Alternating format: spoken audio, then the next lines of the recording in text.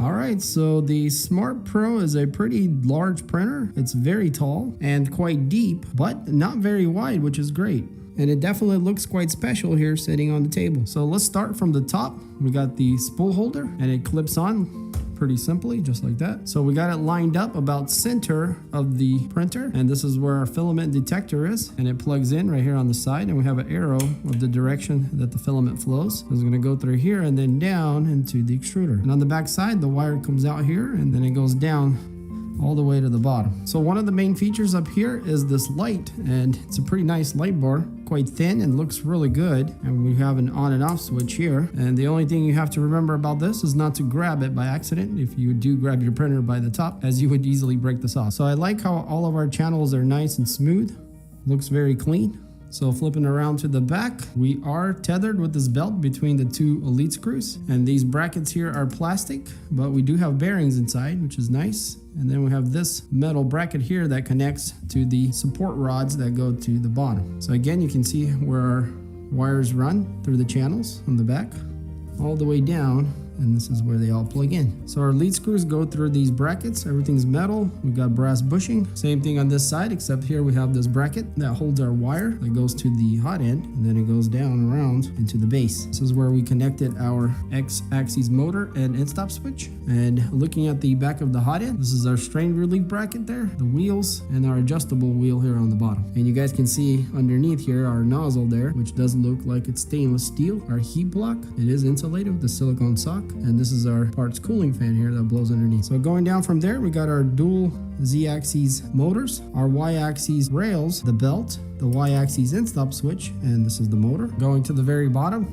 our cable that comes out from the base to the bed, and it is strain relieved. We can see here the support rods installed with the washer on both sides. And then here we have the power input port. It is fused with an on and off switch. Here we have the manufacturing label that tells us basic information, including the weight of the printer, which is 14 kilograms. All right, so going back up front, let's look at our hot end here. So this is where our cable comes in. It is strain relieved. You do have to take this bracket apart to install it. And here we have the Sprite extruder, the top of it, release arm. This is where we feed in the filament. And here it also looks like that's stainless steel instead of brass, which is quite nice. Got a gear here, we can see one is turning. Our stepper motor for the extruder. These are the 3 bolts that we installed this whole piece in. And if you guys see that hole there in the middle with the bolt, that's the adjustment for the tension on the extruder. Here we can see the heat break, power coming to the heat block. Very nice metal shroud around the fan. It looks really good. Going to this side, we have the CR Touch for our bed leveling and end stop switch, and our parts cooling fan here. Going this way, we have the end stop switch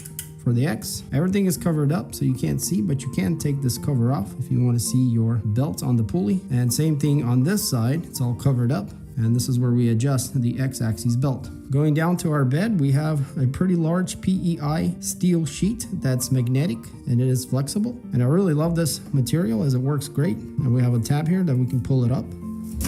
Very nice. So it's kind of like this reflection finish on one side and PEI on the other. And yeah, it looks great. And on the ends, you guys can see there's like little cutouts. And those actually line up with those bolts in the back. So when you put it in, you just butt it against them and then you set it down and you get it perfect every time. Very nice attention to detail. I love that. So we got the PEI sheet, the magnetic mat, and then the aluminum heated bed part. And also it is insulated, as you guys can see underneath. So yeah, that's great for this size. We have nice quality orange springs and aluminum, very large adjustable knobs. So yeah, very nice high quality everything here. And if we look at the bed frame, it's also very thick and quite unique looking. And you guys can see there underneath our rollers and our adjustable eccentric nuts. So again, the bed rolls around these 2 smaller channels, and this is where you adjust the Y belt.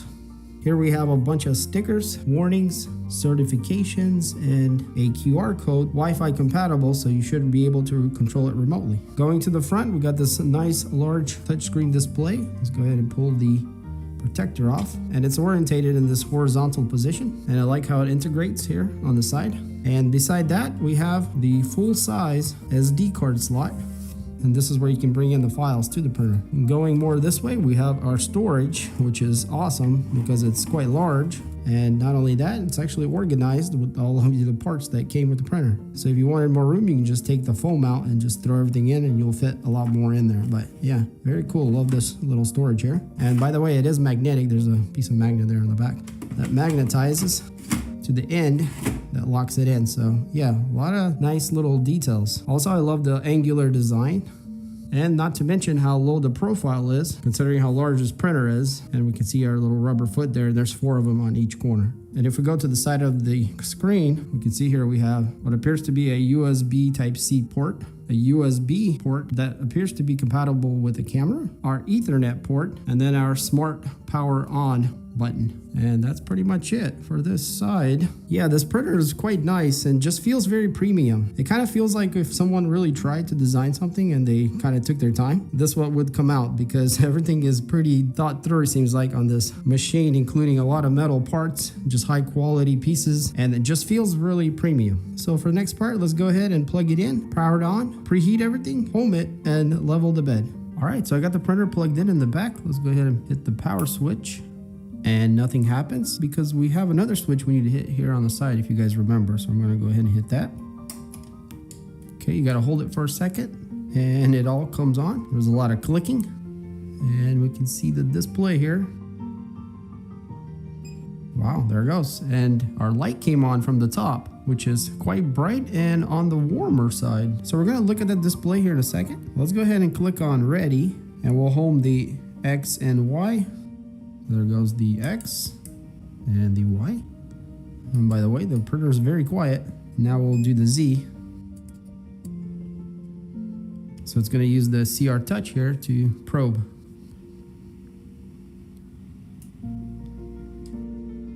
All right, so all of our axes work. So on the bottom here, we got manual. If we click on that, we have a preheat PLA option. So it's gonna heat up the nozzle to 200 and the bed to 60. Let's go back to home. So as it's heating up, a fan popped on and got a little louder. And it's actually the heat break fan. So that's nice that that actually turns off when the nozzle cools off. All right, so let's go ahead and do our bed leveling. So we're gonna hit on settings and there's gonna be a level button. And so the way this works is first you manual level the bed, and then we do the automatic bed leveling, which will take a bunch of measurements around the bed and store them and then compensate as it's moving around and printing. So the AUX is manual, and then we got auto leveling there. So let's go ahead and click on number 2, which will take us to this corner here. And I'm gonna grab this sheet that was included. And what we're gonna do is we're just gonna set the gap here and have a little slight drag between the nozzle and the bed with this paper. So now we go to this corner. I love these large aluminum knobs. They feel really good. We'll go over to that back corner. And by the way, I didn't mention this, but if your knobs are not run down all the way, you should probably do that first so you can kind of go up from there. All right, let's go to that other corner.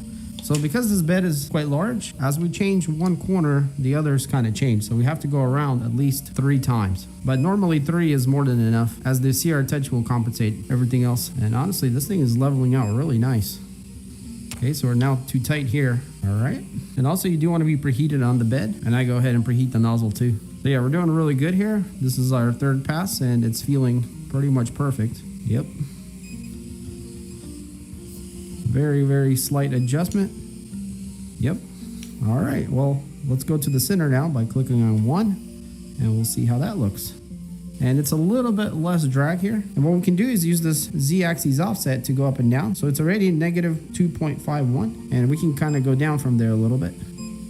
There we go, I'm starting to get a slight drag. So I got it to negative 2.60. So yeah, and now it's pretty much perfect all the way around. So it is going to be a little tighter on the edges than it is the middle, but that's not a problem because we're about to do out of bed leveling and it's going to measure it all out and then compensate where it should be perfect no matter where it is. So let's click on out of level and we're going to click on start and there it goes.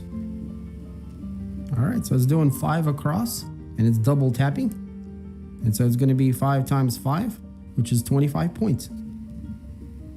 And actually down here, if you guys can maybe see, we do have a mesh layout of all the squares, which I guess are 25 points that it measures. And it says that it's 44% done.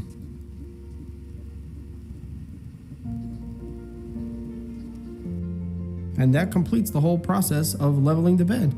So yeah, let's go ahead and take a closer look at the UI. All right, so this is what the screen looks like. So the resolution is very good. I can't even see the pixel density at all with my eyes. So we're at the home page and we have these main buttons here on the side. On the very top here on the right, we have a Wi-Fi icon that's on. Then we have the nozzle temperature and target, bed temperature target, the overall speed of the printer, and then the Z-axis offset. And then on the very bottom, we got a stop and play button. So under print, this is gonna read our SD card, and there's nothing here because we don't have it plugged in. Under ready, we got 3 choices: axis move, in and out, and manual.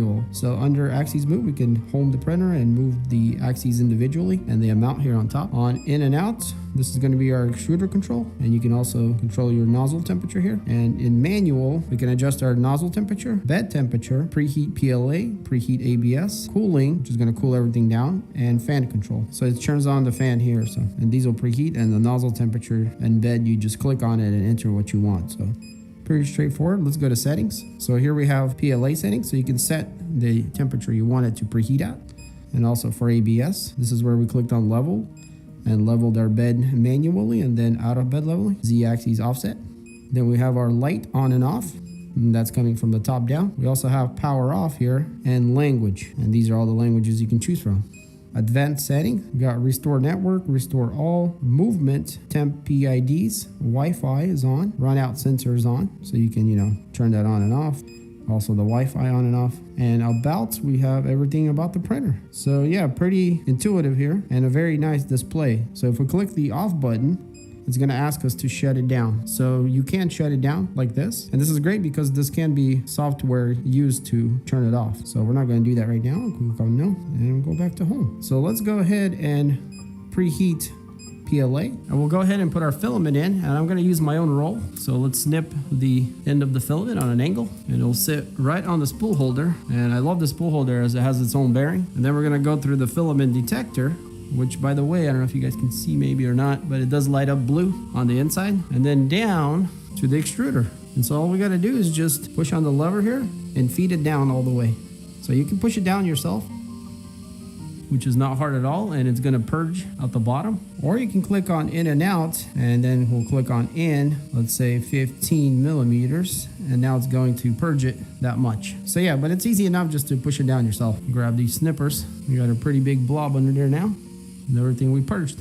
All right, so we checked everything, leveled the bed, preheated the nozzle, ran our filament through. Let's go ahead and grab this full-size SD card that came with the printer and plug it in here in the slot, and it goes upside down. We'll click on print, and we can see there's a couple files on here. So it looks like folders, and we have rabbits, flower pot, and candy. So I guess we'll start with rabbit. Well, actually, let's do candy since we have red filament. Maybe makes more sense. So I'm gonna click on that, and it loads up the candy file, and now we have to push play, and it starts. So I'm gonna click on the Z-axis offset here and compensate if needed, up or down. So right off the bat, it looks perfect, which I don't know if I'm impressed or not, because I was expecting it, as Creality printers always seem to work for me very well. Okay, so we're a little high, so let's go down. Now I'm not sure if this print is sliced maybe kind of high, so I am going down quite a bit.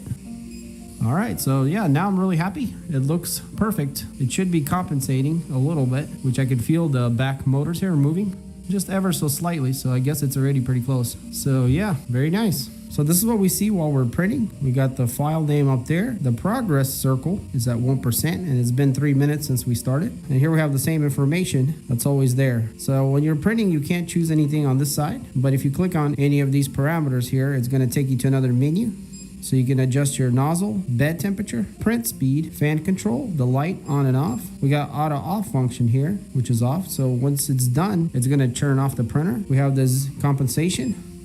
The run out sensor, you can turn that on and off, which is the filament detector. And then also we have power outage on and off, which is super cool because we will need to turn this off when we're printing in spiralized mode. So yeah, everything's there that you need while you're printing.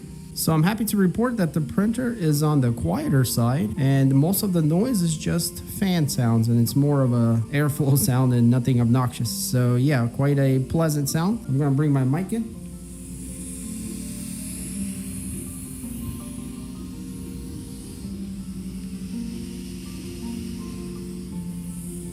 So yeah, you can have this thing around you and not be annoyed by it too much, as the steppers are very quiet overall. So whatever it's printing, it seems to be pretty large. I think it's a brim that it's doing right now, because it just keeps going in a circle, it's smaller, smaller. And yeah, we'll let this thing print out and we'll see what comes out.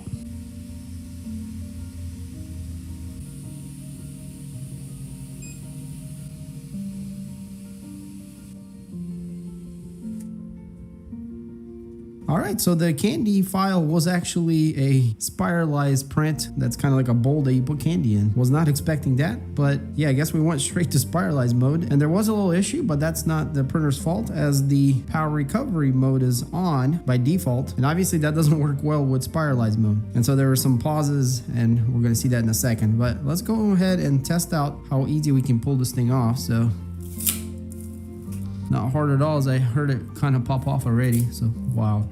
Yeah, man, these things are just so awesome. Like, I've been enjoying these PEI build plates, especially from more higher end brands, as they seem to have a better material and it just works beautifully. And so that's what our bottom looks like. And we do have a brim that I guess we could try to peel, but I'm just gonna leave it on there for now. What I really want to show you are these gaps there, and you can kind of see them from the inside also. So the nozzle actually paused, and so it kind of made little blobs, and then after the pause it started, it actually didn't extrude right away either, so there's like actual gaps. And what caused that was the recovery being on, and so when I turned it off, we were just smooth printing all the way up from there. So yeah, and as far as the print quality, it looks perfect, and you know, I wasn't honestly expecting anything less from this machine. Now there are a couple more files that we can print in here, which is a rabbit and flower pot. So I'm gonna go ahead and do that just out of curiosity.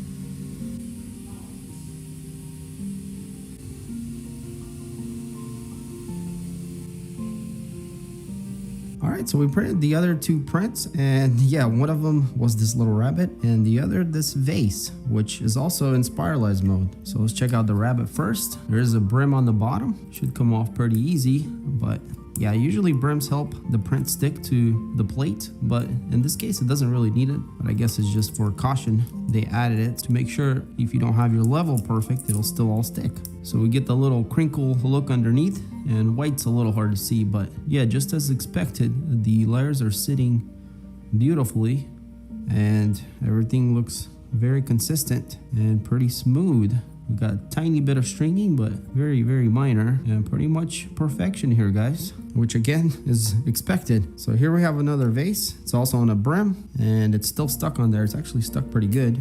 Let's see if I can wobble it around. Yeah, probably need to flex it. So this is a matte filament, and it's a lot more gummy and sticky, but it still popped off really good, as you guys can see. And again, we got the brim. I guess we'll go ahead and pop that off. So to be honest, I don't really like this matte filament. It does look relatively nice, as it's nice shiny, but it tends to be more gummy and harder to print. It just doesn't sit as nice or even, and you can kind of see there's some layering here and there. There we go. So it's just more inconsistent, the filament itself. But yeah, I mean, still though, it looks really, really good, and did a great job here on spiralized mode, and it's pretty strong, pretty cool. And this is a vase here, I guess, to put some flowers in or something. So yeah, as far as the prints that came with the printer, they all turned out good, and it prints great out of the box.